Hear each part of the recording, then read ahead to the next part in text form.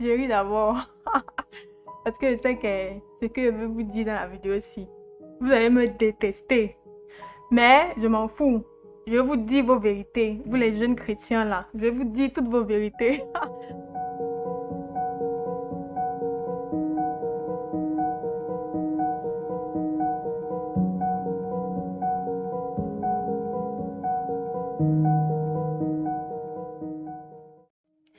Bonjour, bonsoir à tout le monde. Bienvenue sur ma chaîne YouTube pour cette deuxième vidéo. Alors aujourd'hui, on va parler de chrétiens contre le temps, jeunes chrétiens contre le temps, jeunes chrétiens contre le monde, jeunes chrétiens contre les embûches du malin. En général, les gens vivent juste leur vie sans penser au spirituel, sans penser à leur âme. Genre, les gens se soucient plus de leur corps, de ce qu'ils vont porter, de ce qu'ils vont manger. Les jeunes, aujourd'hui, se soucient plus de leur poids, de comment est-ce que la société les regarde, de quelles images ils renvoient en fait à la société. Donc, ils passent la plupart de leur temps à prendre soin de leur corps. Mais aujourd'hui, ce que je vais vous dire dans la suite de la vidéo, j'espère, va vous faire changer totalement votre point de vue sur votre personne. Et vous allez arrêter de vous focaliser sur votre corps et vous focaliser un tout petit peu plus sur votre âme. Et vous allez, j'espère, à la fin de la vidéo, prendre conscience que le temps, en fait, ne vous appartient pas. Parce que le temps n'appartient à personne. Et que le temps est une denrée très rare. Dans le monde mystique, dans le monde religieux, le temps est une denrée très rare pour nous les vivants.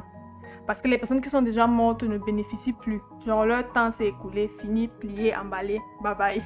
Mais nous qui sommes encore en vie, le temps c'est quelque chose de très précieux que nous ne devons même pas blaguer avec.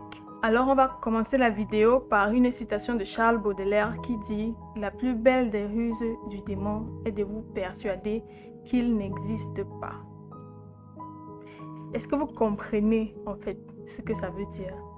Ça veut dire la plus belle ruse, la plus grande ruse du démon est de vous persuader qu'il n'existe pas, qu'il n'a pas un impact dans votre vie, qu'il n'agit pas dans votre vie, qu'il ne vous influence pas, qu'il n'est même pas là, que vous vivez votre vie de façon normale, vous êtes jeune, vous êtes normal, vous vivez une vie normale, vous ne faites rien de mal et vous n'avez rien à voir avec le démon.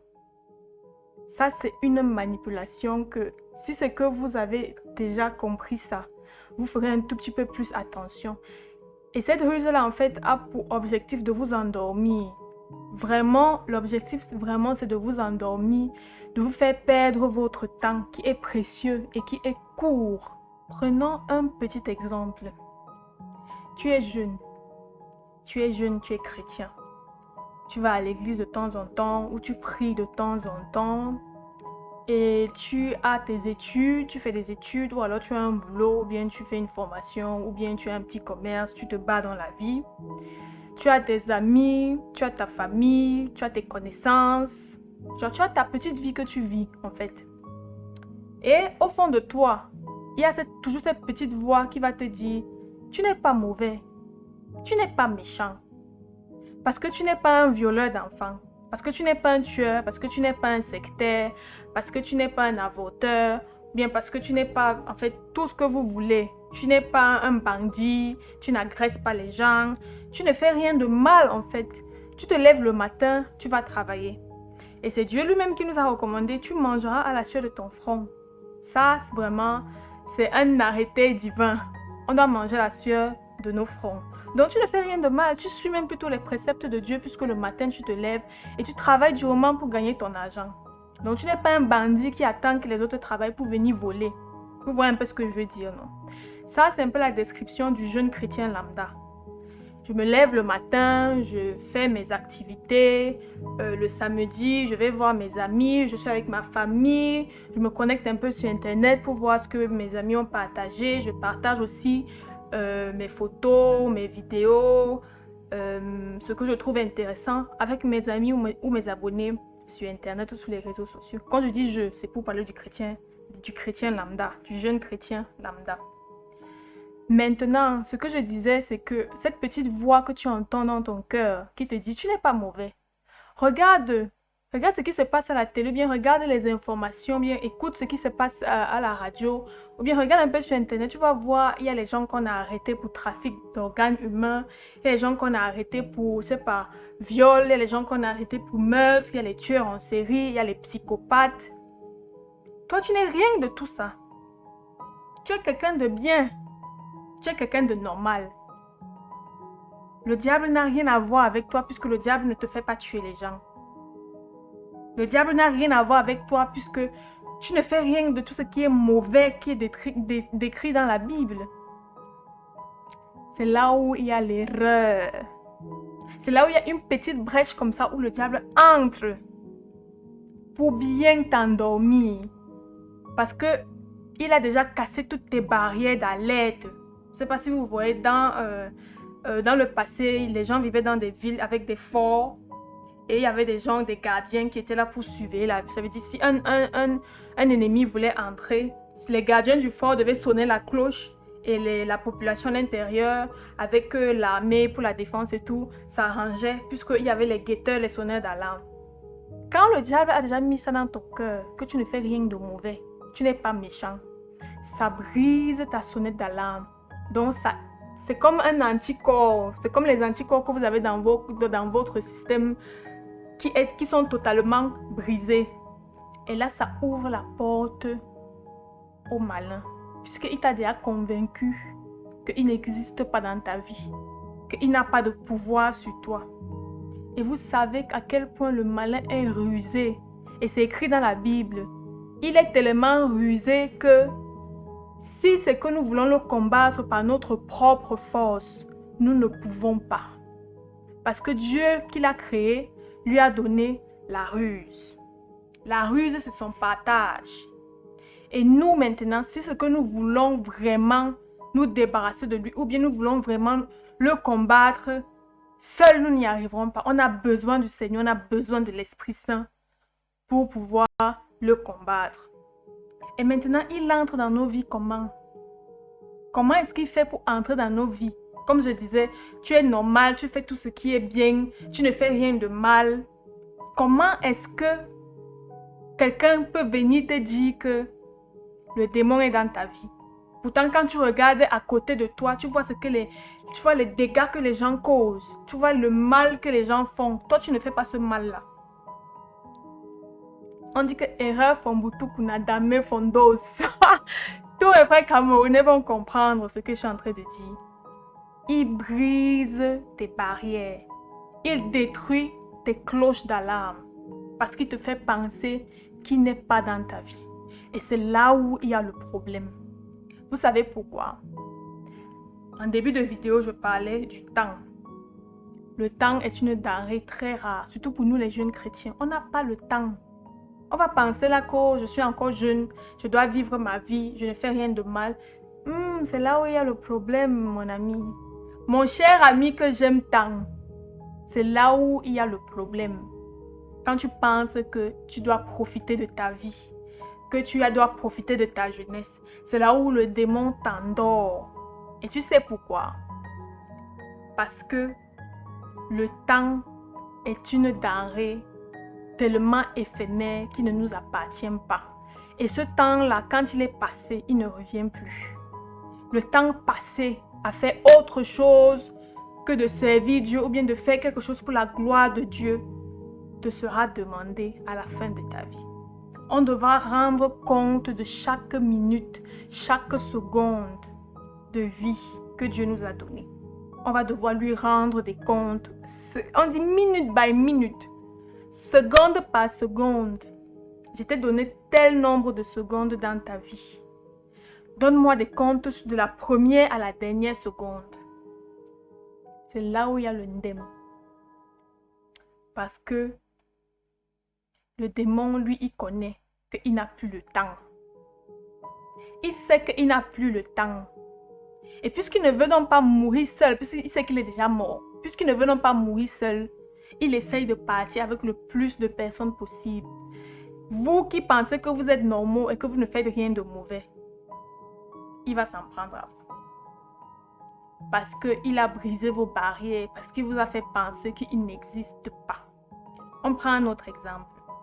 Tu es un jeune chrétien. Comme je disais tout à l'heure, tu te lèves le matin, tu vas travailler. Tu travailles dur toute la semaine.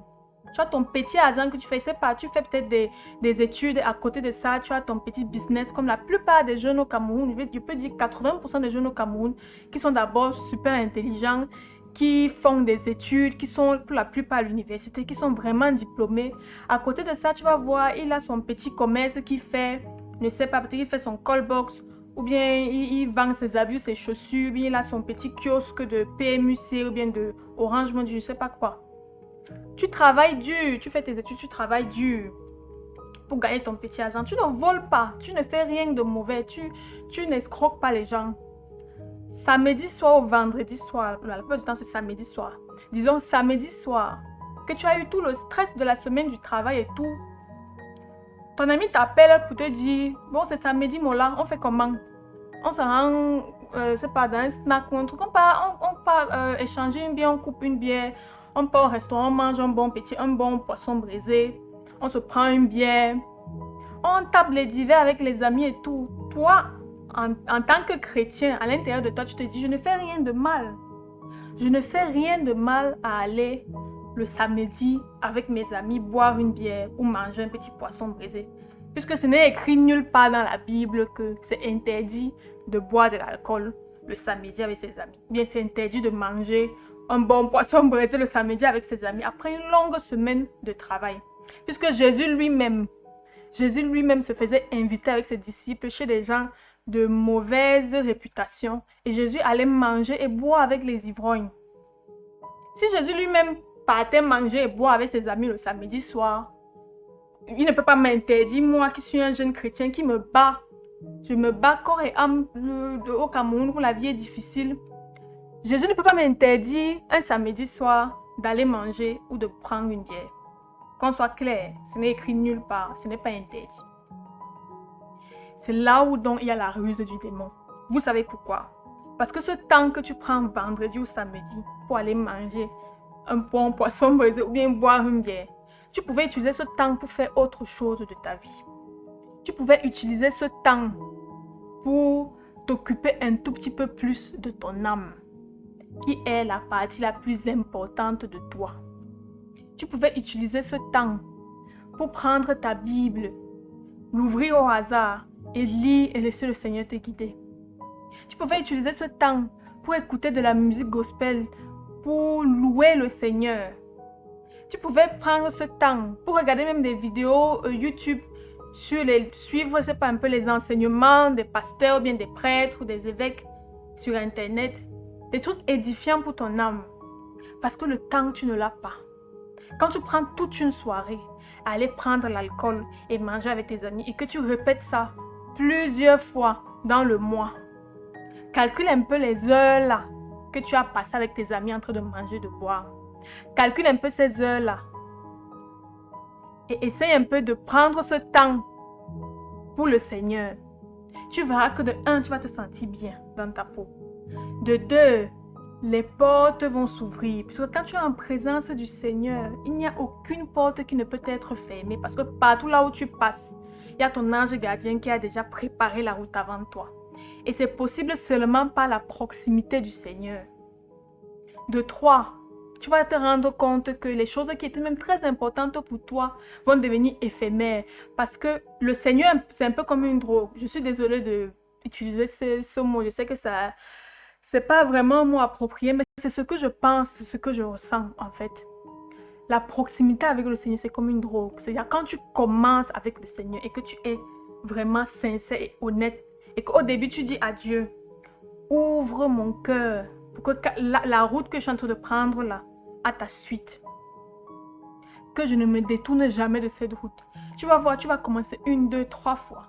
À un moment donné, tu vas te sentir mal tant que tu n'as pas pris ton moment avec le Seigneur. Tant que tu n'as pas eu un petit moment d'intimité avec ton Dieu. C'est ça qui va te donner la force de continuer dans tes activités. Ce n'est pas aller boire les bières avec tes amis ou manger le poisson braisé. Ou bien aller en boîte de nuit fumer la chicha. Fumer la drogue, fumer la chicha, fumer la cigarette. Ce n'est pas ça qui te donne l'énergie. Au contraire, ça te fait dépenser de l'énergie et de l'argent que tu travailles durement. Par contre, le temps avec le Seigneur, la proximité avec ton Dieu, c'est rien que là et rien que là, que tu pourras avoir la force, l'énergie et même l'inspiration même de pouvoir mieux faire ton travail, l'inspiration de pouvoir être une personne meilleure, rien qu'avec la proximité du Seigneur.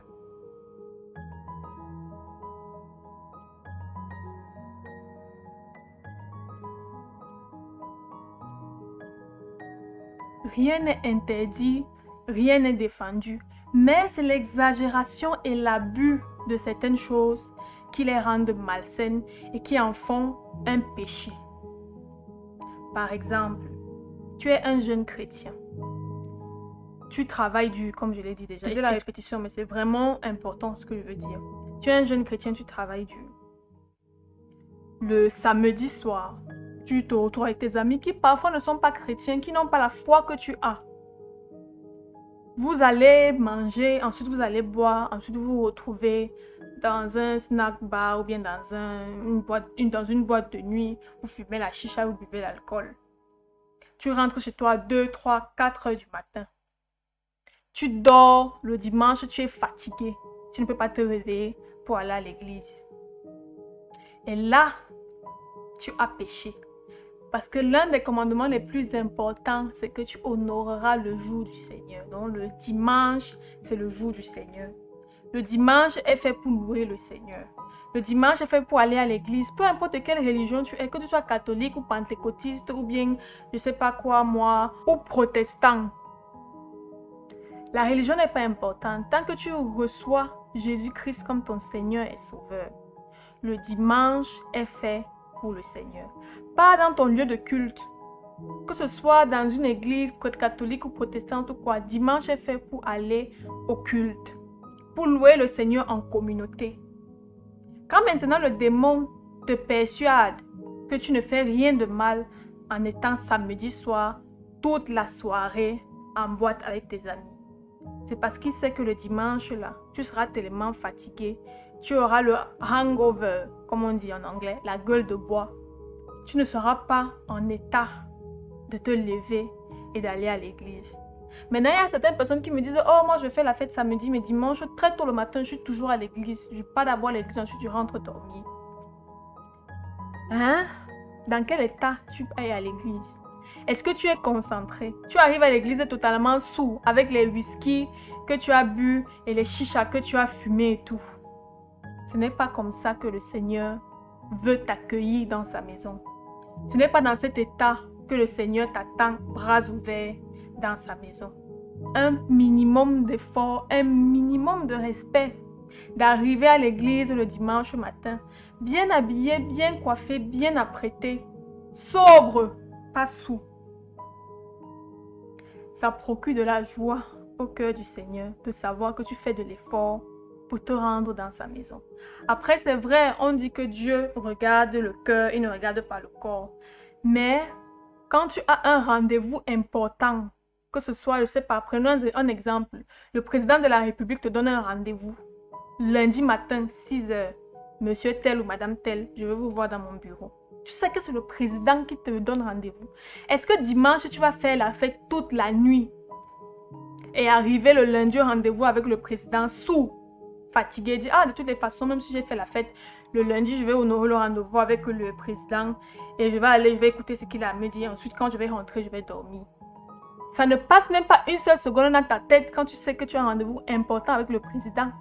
Tu vas dormir le dimanche le même à 16 heures pour être sûr que tu es en forme, pour être sûr que tu es le meilleur, que tu peux donner le meilleur de toi, que tu puisses faire, excusez-moi, une bonne impression au président. Est-ce que vous voyez un peu ce que je veux dire?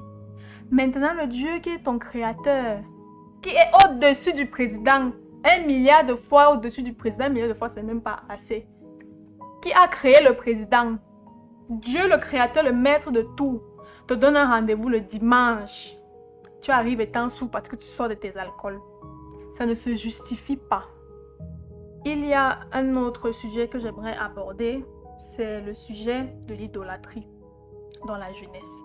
Je sais que quand on parle d'idolâtrie, en général, quand les chrétiens parlent d'idolâtrie, ils ne voient que la Vierge Marie ou bien, je sais pas, les statuettes et tout.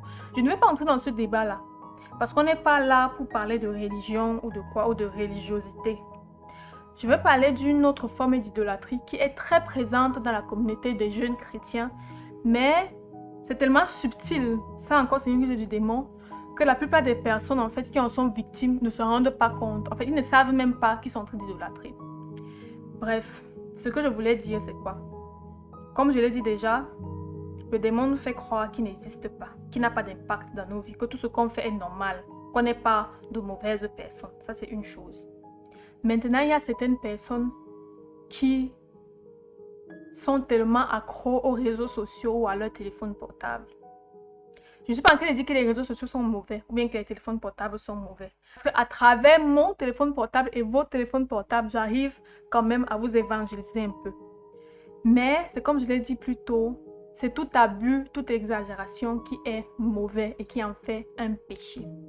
Quand tu n'arrives pas à faire plus d'une heure de temps sans consulter les réseaux sociaux, bien sans regarder ton téléphone, sans regarder ton WhatsApp ou ton Facebook, et que ça te prend presque plus de la moitié de ton temps dans la journée. Quand tu as une petite seconde, tu vérifies Internet, une petite seconde, tu vérifies Internet, et tu regardes les choses même qui ne vont même t'avantager en rien, qui ne seront même pas importantes, des choses qui ne sont même pas relevantes en fait pour la santé de ton âme.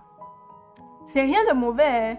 De regarder les vidéos sur YouTube, regarder les documentaires, bien, je sais pas, de regarder un film, bien de chatter avec ses amis, ce n'est pas mauvais. Le problème, c'est le temps que tu investis là-dedans. Ce temps, tu pouvais l'utiliser pour prendre un peu plus soin de ton âme. Et ceux qui sont accros au téléphone ou aux réseaux sociaux, c'est de l'idolâtrie déguisée. Vous allez me dire, oh, c'est une nouvelle époque. C'est aujourd'hui, les jeunes sont beaucoup plus actifs sur les réseaux sociaux, ce n'est rien de mauvais. En plus, avec les réseaux sociaux, tu peux communiquer avec les gens avec lesquels tu n'étais plus en contact et tout. On est d'accord.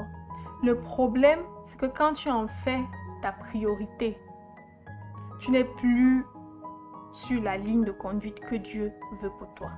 Parce que nous savons que notre Dieu est un Dieu jaloux. Notre Dieu est un Dieu tellement jaloux, vous n'avez même pas idée. Quand ton téléphone portable devient ta priorité numéro 1, que tu passes le temps sur Internet ou sur ton téléphone, Dieu se sent lésé, il se sent lésé. Imagine, il t'a créé, il te nourrit tous les jours, il te protège. Et quand il espère de toi une petite reconnaissance, que tu répondes seulement un peu à son amour, que tu lui accordes un peu de temps. Toi, la plupart de ton temps, tu le passes sur Internet, sur ton téléphone, bien à jouer les jeux vidéo, bien. Mon ami, tu es un idolâtre. Et le Seigneur déteste les idolâtres. Il déteste l'idolâtrie. Tout a un temps. Quand ça devient exagéré, c'est de l'idolâtrie et c'est un péché. Il y a plein de nos frères chrétiens, plein de frères chrétiens qui tirent sur les catholiques. Parce qu'ils idolâtrent la Vierge Marie, bien qu'ils ont des statues.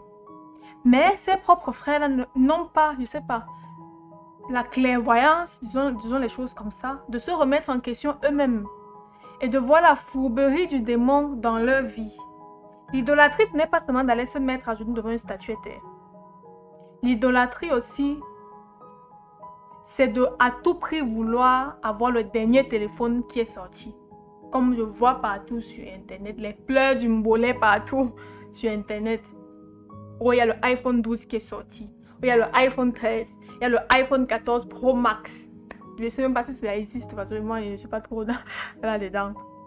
Je dois absolument avoir le téléphone. Si c'est que je n'ai pas le téléphone là, c'est que je ne sais pas. Ma vie en dépend.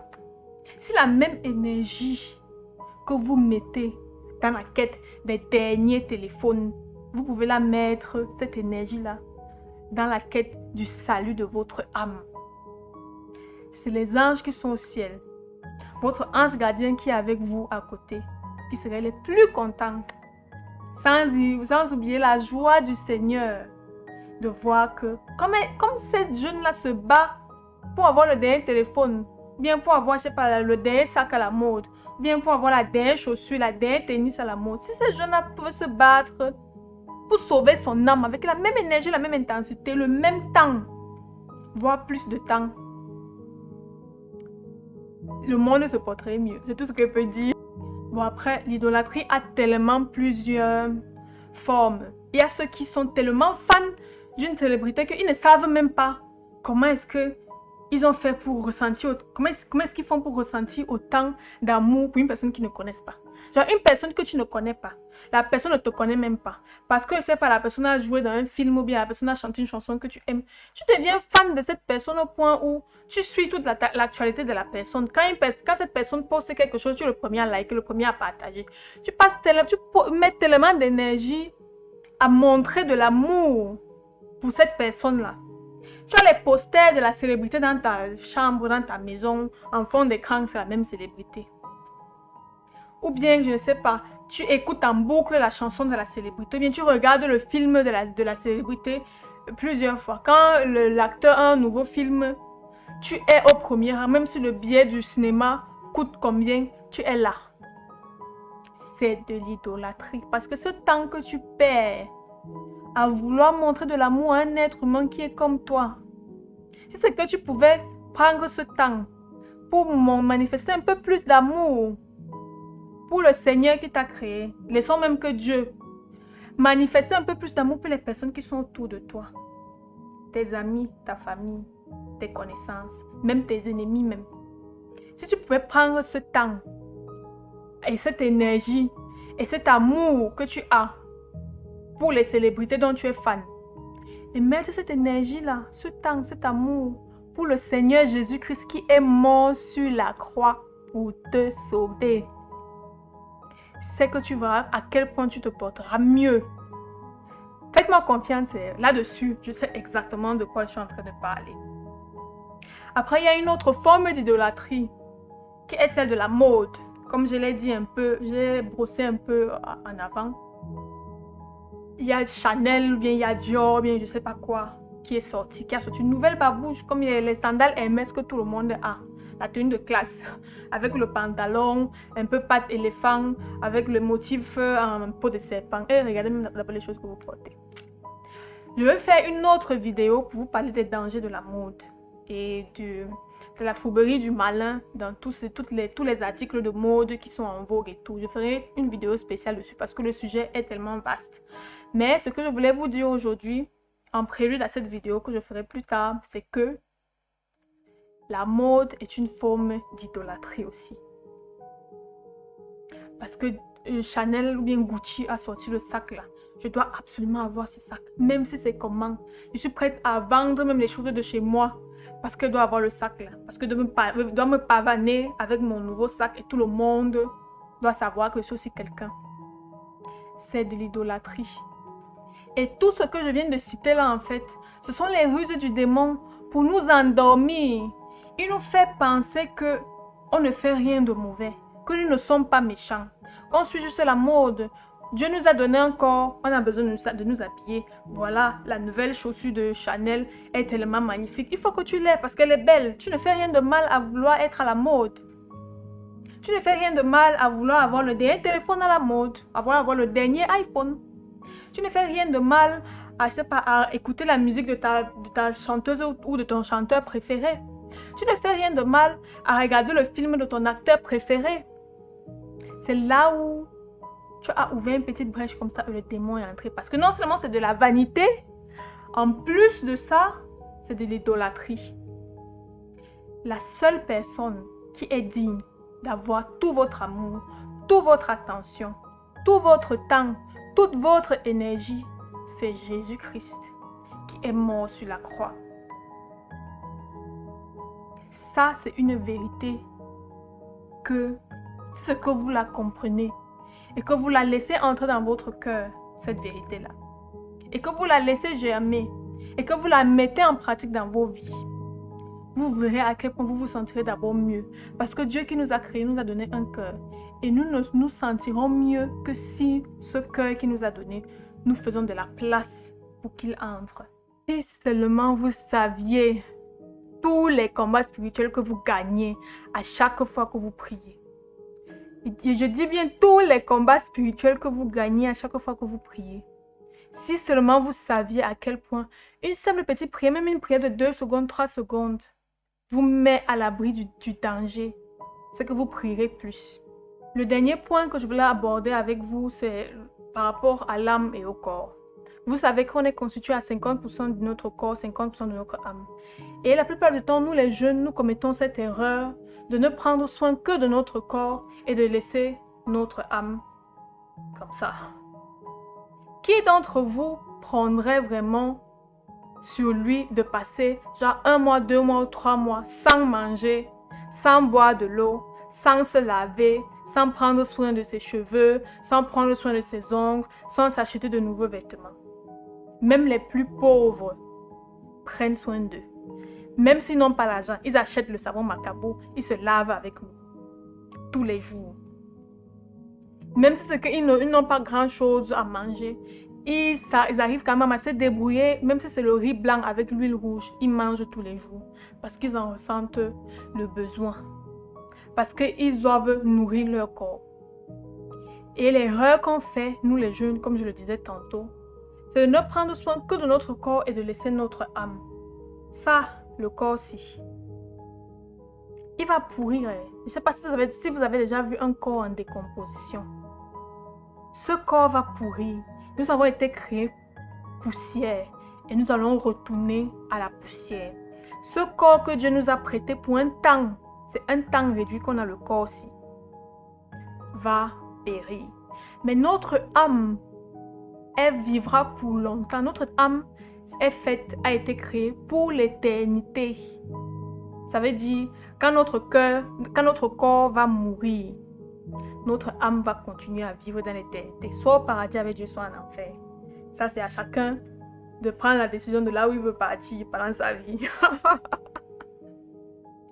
Donc, pourquoi prenons-nous soin de notre corps qui est fait pour un espace de temps réduit et qui va pourrir, et nous abandonnons notre âme qui, elle, est faite pour l'éternité?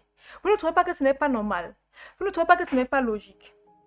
Quand on achète les parfums chers pour mettre sur le corps, quand on achète, je ne sais pas, les brésiliennes chères pour mettre sur la tête, quand on achète les vêtements chers pour s'habiller, quand on va manger dans les grands restaurants parce qu'il faut qu'on nourrisse le corps, pourquoi ne faisons pas nous la même chose pour notre âme? La seule chose dont l'âme a besoin, c'est la proximité du Seigneur, la présence du Seigneur. Et comment avoir la proximité ou la présence du Seigneur? Une seule chose, la prière.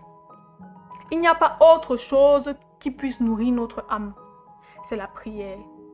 Chanter les louanges du Seigneur, c'est prier 2 fois. Lire la Bible, c'est prier. C'est être en contact avec le Seigneur. Écouter un enseignement, c'est prier. Tout ça, c'est de la nourriture, c'est du parfum, c'est des vêtements, c'est de la crème éclaircissante, c'est du savon, c'est du shampoing pour notre âme. Tout ce que je viens de citer là, c'est prendre soin de notre âme. Faites un peu l'expérience. Quand tu te lèves le matin, que tu te laves, parce que tu sens que tu es sale, tu as besoin de laver ton corps. Lave ton âme. C'est que tu as fait 30 minutes à la douche pour te laver, pour t'épiler, pour mettre la crème, pour te maquiller, pour te asperger de parfum. Tu as fait genre 31 heures de temps à la douche. Prends le même nombre de temps, 30 minutes ou 1 heure. Tu te mets en présence du Seigneur. Tu dis, je viens de prendre soin de mon corps, il faut que je prenne soin de mon âme. Parce que je suis constituée de 2 entités. 50%, 50%. Pourquoi s'occuper rien que d'une partie? Et la partie même la moins belle, la partie même la moins importante qui est le corps. Et laisser la partie qui est la plus importante, qui est la plus belle, qui est notre âme, comme ça. On dit qu'un esprit sain dans un corps sain. Je ne suis pas en train de vous dire d'arrêter de vous laver. Ce que je suis en train de vous dire, c'est que comme votre corps est sain et que vous prenez soin de votre corps là, prenez aussi soin de votre âme. Parce que l'âme sale d'un corps qui est bien propre, bien parfumé, ça ne vaut pas la peine. Ou bien tu pries seulement toute ta vie, tu pries. Mais tu ne prends pas soin de toi. Tu ne te laves pas, tu ne te brosses pas les dents, tu ne te coiffes pas. Ce n'est pas bien non plus. C'est comme je disais, c'est 50-50. Je me lave, je me coiffe, je me parfume, je mange. Je prie. divisez un peu votre temps en deux. Ça, c'est pour prendre soin de mon corps et ça, c'est pour prendre soin de mon âme.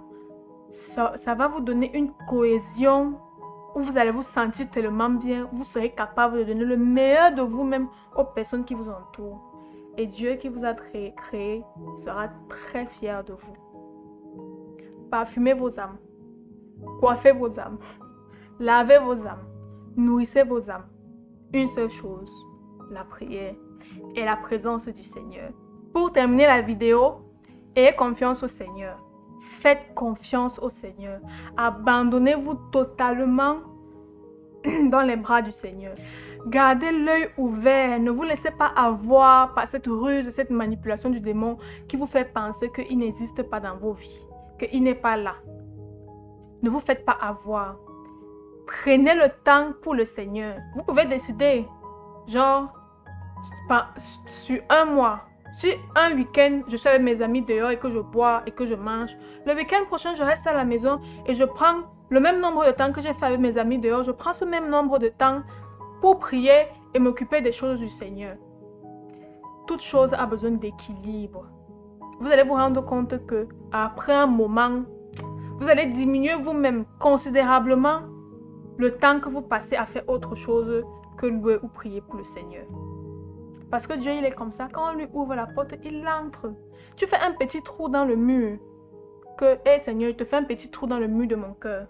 Il va entrer, il va détruire même le mur là. Donc il entre, il détruit le mur, il s'installe.